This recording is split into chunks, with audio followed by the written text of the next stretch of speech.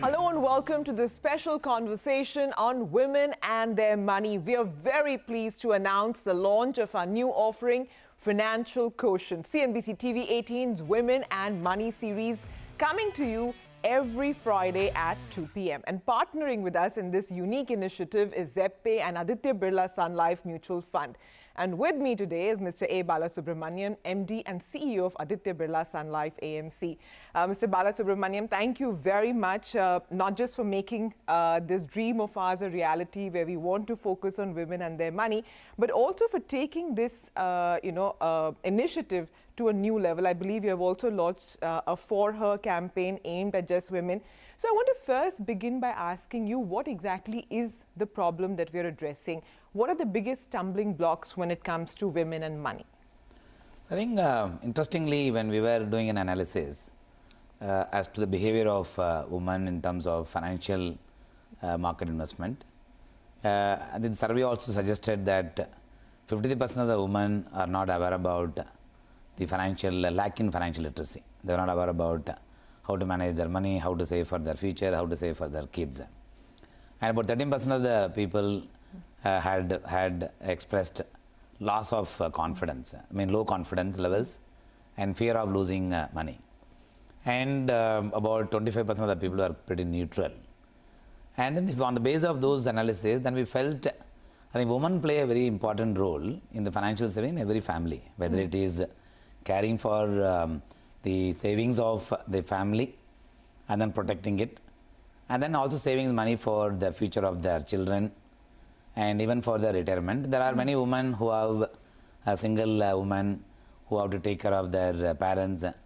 There are family women who have to take care of the home needs. And there are entrepreneur women who also plan for their investments that is needed for building their business, etc. Therefore, we felt that women play a very important role in every decision making in the household. So, and they remain illiterate on the financial market. Then naturally, it's best actually we work on that and creating the awareness about the financial market. And having made the decisions, we felt, then we went around and looked for some institutions who does a similar exercise in the global market. Then we came across a firm in Canada who specialize only on women outreach and increasing the awareness about investing in the financial market and taking care of their future needs, irrespective of whatever the other best part of your household does it. So that's why we felt that we must enhance our activities. While as a fund house, we have been doing many such activities across the country in the last so many number of years. Since the time awareness about creation of awareness about mutual fund became the norm of mutual fund industry. And we at Aditya Birla Sun Life Mutual Fund wanted to play a lead role in this space on creating awareness. That's something we thought we should extend this to the women as a group as well. No, absolutely, because the base cannot grow if, half of the population is excluded from participating in it, right? Correct. So what is the vision? Let's talk about your particular campaign For Her. What is the vision? How many women will you be able to impact? I think clear the agenda is so 20 million women we need to reach. That's a broad set agenda that we have. In order to make that work, clearly we have, of course, a plan, a series of events that we have planned. One, have an outreach program on our own, and then tie up with some of these NGOs or some of these institutions who specialized on engaging with women as an investor or maybe an influencer, and then we have such kind of plans.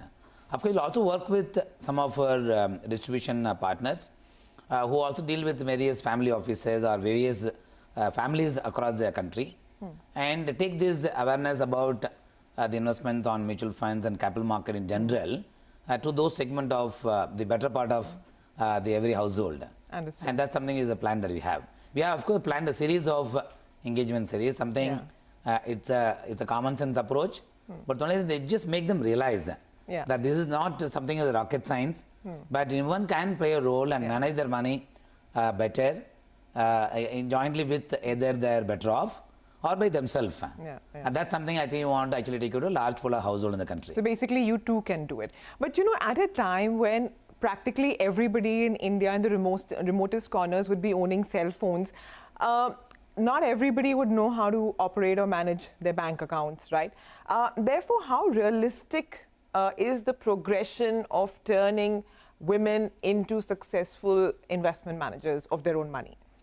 I feel we are at an inflection point on that, especially in the last 1 year, 1.5 years since the time the pandemic breakout happened.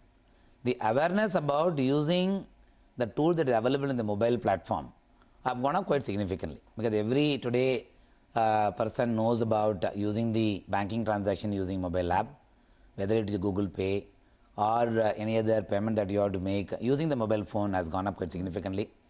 And everyone who is now connecting with their own family members who used to have physical interactions, now everything had been converted into a digital made video based interaction. I think if you remember, pre-pandemic people used to struggle using Skype, and post-pandemic it has become a click of a button. Therefore the awareness about using the tool that is available in the mobile platform have gone up quite significantly. The number of people who watches the YouTube various related information by way of subscribing or by way of just sporadic viewing have also gone up quite significantly. Therefore, now we feel that is the inflection point we are there, when they already used to using some of these tools as available for them to become better.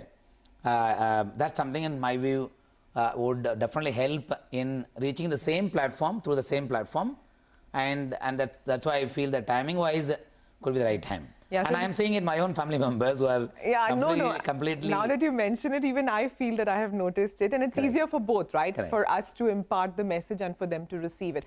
And, just one final question, because women are by nature risk averse, right? And like you mentioned as well, there's this fear that, what if I go wrong, or what if I lose my capital? How do we create awareness about acceptable risk? I mean, how can this message be conveyed better? See, one of the things that maybe the woman inbuilt in quality, they may or may not notice it. They are a better decision maker, and they have a greater wisdom, and they can actually control in the better off in a manner that are you taking enough risk, are you taking too much of risk while putting your money and so on and so forth. They actually play the role of the balancing factor. Therefore, you make them aware about the power of compounding that can come out of financial market investing. At the same time, if you also make them understand the risk associated with such investment, then they will probably be a better decision maker, and therefore the outcome that can come as a result of this exercise would be far superior in getting more and more people onboarded, and also make them actually play a role in the overall decision making in every family or every household. That's why we believe that while it's considered as risk averse, the moment the decision is given to them for them to take, probably the ability to take decision will be far superior than even a man. Maybe the men would probably take a lot of speculative bet, and therefore the chance of losing money could be potentially high. Whereas the same thing in the case of woman decision making, probably get balanced out, it could probably do a lot of good for their own family members, even for themselves, and that's what I feel. All right. Well, it's one small step, but I hope it goes a very long way. Mr. Balasubramanian, thank you very much for joining in and for partnering with us. So women, fund your dreams, fund your freedom. It's your time. And do remember to tune in tomorrow at 2 p.m. for the first episode in our Women and Money series, Financial Quotient. Hope to see you then.